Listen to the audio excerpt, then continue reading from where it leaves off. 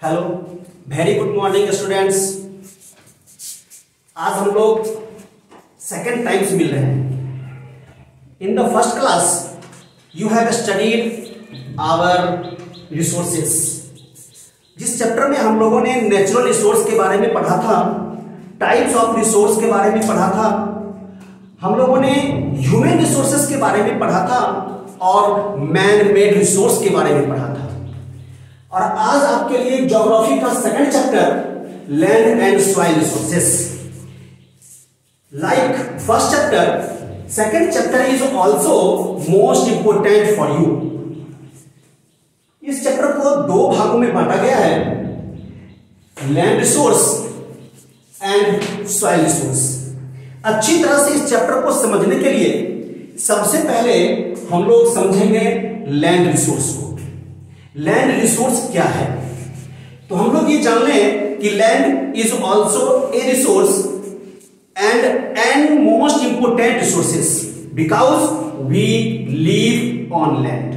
हम लोग भूमि पर रहते हैं और भूमि से ही अपनी आवश्यकताओं की पूर्ति करते हैं। कौन कौन सी आवश्यकता? जैसे आवास, भोजन और कपड़े की आवश्यकता, जिसे हम लोग भूमि से जो प्रोडक्ट हमें मिलता है उसी प्रोडक्ट से हम अपनी अधिकतर आवश्यकताओं की पूर्ति करते हैं। इस प्रकार हम कह सकते हैं कि land resource is an important resource. आगे जानकर और भी आश्चर्य होगा कि हमारे पास जो सरफेस है वह मात्र 30% सरफेस है जिस पर आबादी संभव है। 30% भूभाग पर, टोटल जो भूभाग है पृथ्वी का, उसका मात्र 30% भूभाग पर 95% आबादी रहती है।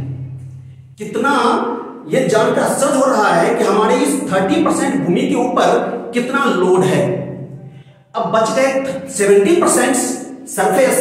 वो 70% सरफेस या तो बैरन है जिस पर पॉपुलेशन नहीं है, या बहुत कम आबादी रहती है। वो 70% में कौन सा भूभाग आता है? तो उसमें आ गया mountains, valleys, rivers, plateaus, deserts. इस क्षेत्रों में पॉपुलेशन बहुत ही कम है। तो इस प्रकार ये लैंड रिसोर्स इंपोर्टेंट होता है। आगे हम लोग जानते हैं लैंड यूज। लैंड का उपयोग हम लोग कहां कहां करते हैं, किस काम के लिए उपयोग की जाती है? Land is usage for growing crops. Animals के चारागाह के रूप में यूज करते हैं। पॉस्चर के लिए यूज की जाती है लैंड यूज की। लैंड का उपयोग हम लोग constructions of roads, houses, buildings, railway lines and setup of industries, इसके अलावा भी और भी कई इसके उपयोग होते हैं। अब हम लोग लैंड रिसोर्स समझ में आ गई, लैंड यूज हम लोग समझे। अब समझते हैं factor affecting land use. Land use को कौन से फैक्टर हैं जो अफेक्ट करते हैं? इसके लिए सिर्फ दो फैक्टर हैं जो लैंड यूज को अफेक्ट कर पाते हैं। उनमें शामिल है पहला फिजिकल फैक्टर।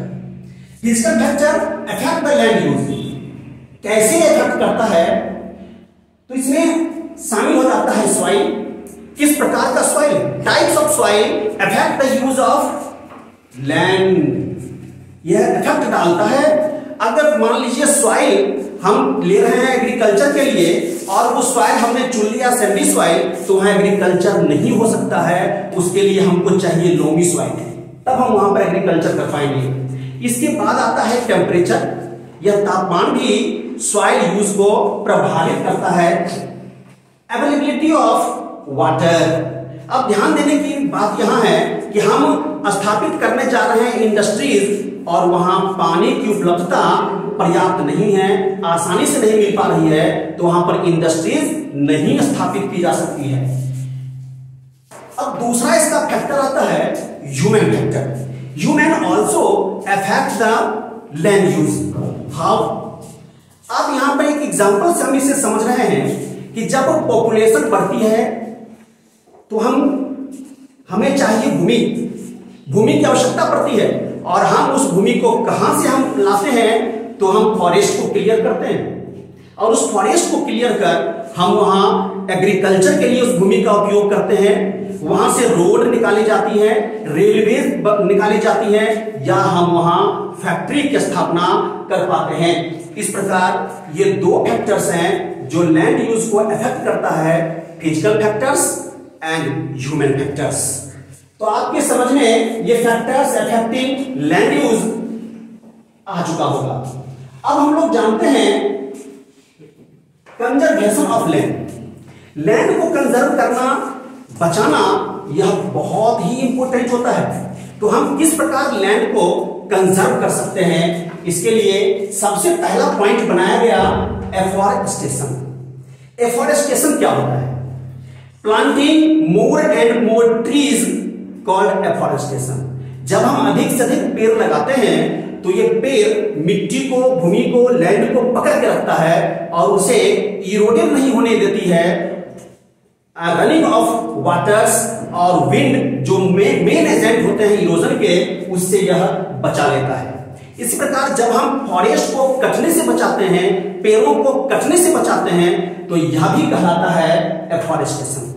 इसके अलावे जो दूसरे वेज हैं जिस तरीके से हम लैंड को कंजर्व कर सकते हैं, उनमें शामिल हैं planting of centre belts, controlling soil erosion, check on overgrazing, scientific methods of agriculture and proper management of wasteland। इन सारे तरीकों से हम सॉइल को कंजर्व होने से बचा लेते हैं। इस प्रकार हम लोगों ने देखा लैंड रिसोर्स। अब इस चैप्टर का दूसरा पार्ट आता है soil resources. Like land resources, soil resources also most important for you. Soil is also resource because we obtained all types of minerals like iron, coal, fossils, जिसे हम लोग soil से ही प्राप्त करते हैं। इस प्रकार soils महत्वपूर्ण रिसोर्स हैं। इसके अलावे कई ऐसे एनिमल्स हैं, छोटे छोटे जीव हैं जो एनिमल्स उस सॉइल में अपना घर बनाकर रहते हैं और सॉइल में ह्यूमस पाया जाता है, जिस ह्यूमस के कारण यह सॉइल फर्टाइल बन जाती है और हम लोग जो क्रॉप्स ग्रो करते हैं वो भी सॉइल से ही करते हैं और इसी ह्यूमस के कारण हम क्रॉप्स ग्रो कर पाते हैं और प्लांट्स ग्रो होती है। इसका next point soil profile. There are 4 district layer of soil. Soil profile के 4 डिस्ट्रिक्ट लेयर होते हैं, जिनमें सबसे पहला लेयर आता है top soil. It is the uppermost layer of soil on which we live and grow crops. In this layer humus is found, जिसमें हम लोग क्रॉप्स ग्रो करते हैं। नेक्स्ट लेयर आता है सब सॉइल, जो टॉप सॉइल के बाद सब सॉइल आता है। इस सब सॉइल में वाटर पाया जाता है। वाटर तो टॉप सॉइल में भी पाया जाता है, लेकिन उस वाटर का उपयोग हम लोग डायरेक्ट नहीं कर पाते हैं, इनडायरेक्ट रूप से करते हैं।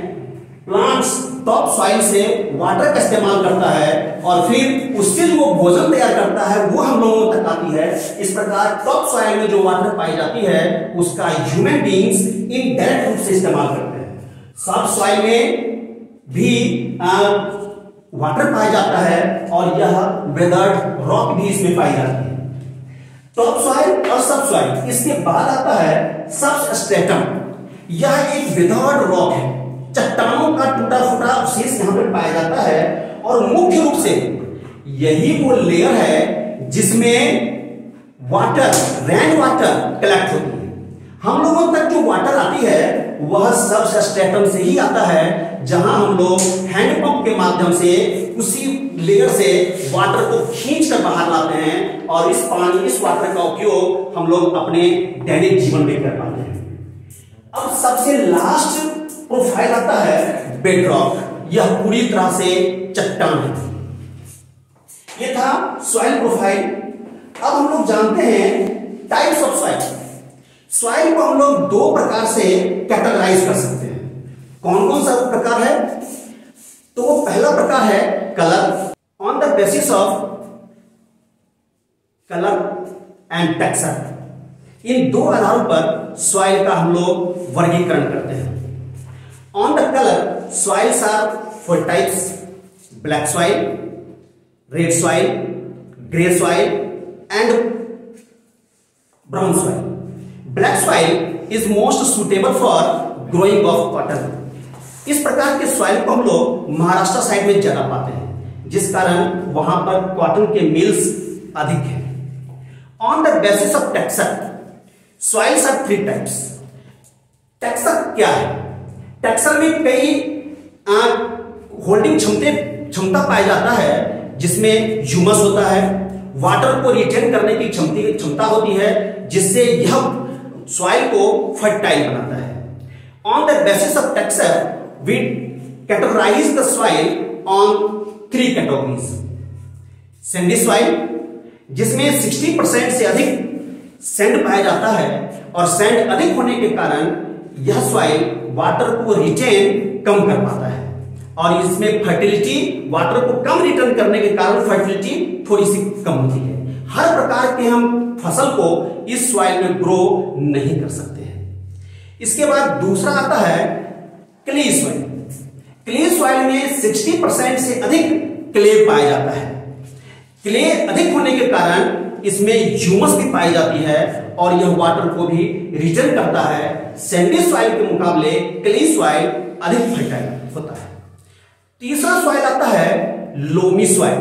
यह loamy soil best suitable soil है ग्रोइंग फॉर क्रॉप्स, क्योंकि इसमें वाटर को रिटेन करने की क्षमता भी अधिक है, और ह्यूमस भी इसमें सबसे अधिक पाई जाती है, जिसके कारण लोमी सॉइल सबसे अधिक है और फर्टाइल होती है। यह लोमी सॉइल हम लोगों को रिवर वैली साइड में, नदियों के किनारे ज्यादा पाई जाती है, नॉर्थर्न प्लेन्स में ज्यादा पाई जाती है, जिसके कारण हम लोग इस सॉइल में व्हीट और राइस अधिक उपजा पाते हैं। अब हम लोग चलते हैं सॉइल इरोजन। सॉइल इरोजन क्या होता है? जब सॉइल का अपर मोस्ट लेयर वास्ट हो जाती है, बह जाती है हवा से, रनिंग ऑफ वाटर से, तो इसे हम लोग सॉइल इरोजन कहते हैं। इसमें सॉइल का अपर मोस्ट लेयर बह जाती है, ह्यूमस बह जाता है, जिससे उसकी फर्टिलिटी डाउन बढ़ जाती है, जिससे हम लोग सॉइल इरोजन कहते हैं। सॉइल इरोजन 2 प्रकार के होते हैं। एक होता है सीट इरोजन। समझना है यहां सीट इरोजन क्या होता है। जब हेवी रेनफॉल के कारण या सरफेस के ऊपर रन ऑफ वाटर का जब अधिक बहाव होता है, तो सॉइल का जो अपर मोस्ट लेयर है वह क्रॉप्स को, प्लांट्स को होल्ड नहीं कर पाता है, और अपर लेयर के साथ वो क्रॉप्स और प्लांट्स बह जाता है, जिसे हम लोग सीट इरोजन कहते हैं। दूसरा इरोजन आता है गली इरोजन। यह गली इरोजन हेवी रेनफॉल के कारण एक नैरो स्ट्रिप में सॉइल कट जाती है, जिसे हम लोग गली इरोजन कहते हैं। इस प्रकार से सॉइल इरोजन 2 प्रकार से होते हैं। अब हम लोग जानते हैं सॉइल कंजर्वेशन। सॉइल को हम लोग किस प्रकार कंजर्व कर सकते हैं। सॉइल को कंजर्व करना, सॉइल को बचाना हमारे लिए ज्यादा इंपॉर्टेंट होती है, क्योंकि अगर सॉइल कंजर्व नहीं होगा तो हम लोग फिर उस पर क्रॉप्स ग्रो नहीं कर पाएंगे, प्लांट्स ग्रो नहीं हो पाएंगे। तो किस प्रकार से हम सॉइल को कंजर्व कर पाएंगे, इसके लिए हम लोगों ने कंजर्वेशन ऑफ लैंड में भी पढ़ा था एफॉरेस्टेशन, वही यहां भी लागू होता है एफॉरेस्टेशन। इसके बाद आता है ओवरग्रेजिंग। हमें यह चेक करना होता है कि जितने भी कैटल्स हैं, लाइक गोट, शिप, काउ, ये ओवरग्रेजिंग से बचा सके हम सॉइल। इसके बाद ट्रेस फार्मिंग, यह मुख्य रूप से हिली एरिया में होता है, जहां पर हम लोग हिल के स्लोप के ऊपर ट्रेस बनाकर पानी के बहाव को रोक देते हैं, कम कर देते हैं, जिसके कारण इरोजन कम हो पाता है। आगे है counter clogging, strip cropping, crop rotation.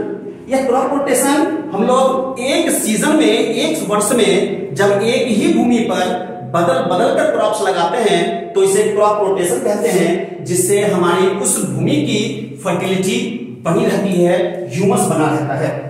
और लास्ट में आता है कंस्ट्रक्शन ऑफ डैम्स, डैम बनाकर जिससे हम लोग फ्लड को रोक पाते हैं, और फ्लड जब रुकेगा तो वह बाढ़ का पानी हमारी भूमि में प्रवेश नहीं करेगी और हम अपने सॉइल को कंजर्व कर सकते हैं, बचा सकते हैं। इस प्रकार बच्चों हम लोगों ने देखा land resource and soil resource, जिसमें हमने आप लोगों को इसे 2 पार्ट में बांटकर बहुत ही इजी वे से समझाने का प्रयास किया है। अब हम लोग फिर नेक्स्ट क्लास में मिलेंगे, तब तक के लिए थैंक्स।